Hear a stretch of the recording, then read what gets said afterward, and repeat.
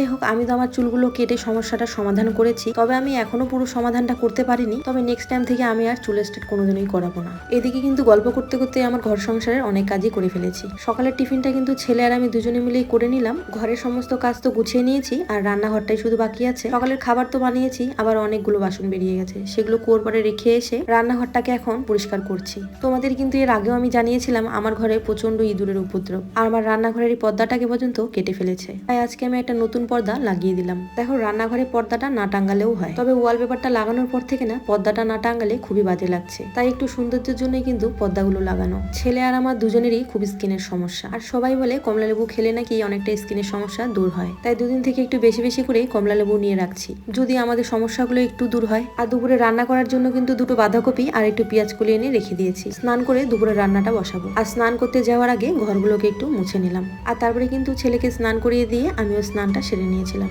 আর আয়নার সামনে দাঁড়াতেই নিজেকে যেন কেমন লাগছে। কোনোদিন এত ছোট চুল করিনি, আর একজন বউ মানুষকে কিন্তু কখনোই এত ছোট ছোট চুলে মানায় না। আমার বড় চুল খুব পছন্দ, কিন্তু আমার চুলের তো গ্রোথই নেই, আর আমার চুল কিন্তু খুব পাতলা। তবে যাই হোক, কিছু করার নেই। স্নান করে সবার আগে পায়ের মধ্যে একটু ময়শ্চারাইজার দিয়ে মোজাটা পরে নিয়েছিলাম। আর এদিকে পুজোটাও সেরে নিয়েছি। তবে বাইরে তো আমি মোজা পরে যেতে পারবো না, সেজন্য ছেলেকে বললাম বাইরের পুজোটা তুই দিয়ে আয়। আর ছেলে এদিকে রোদে বসে কমলালেবু খাচ্ছে। তো আমিও কিন্তু ঘরে ভাতটা বসিয়ে দিয়ে একটু রোদের মধ্যে আসছিলাম। চুলটা যতক্ষণ ভেজা থাকে ততক্ষণ খুব ঠান্ডা লাগে, তাই ভাবলাম চুলটা একটু শুকিয়ে এসে বাদবাকি রান্নাটা করব। ঘরে এসে বাঁধাকপিটা কেটে আমি বসিয়ে দিয়েছি, আর ওদিকে ভাতটাও কিন্তু আমার হয়ে গেছে।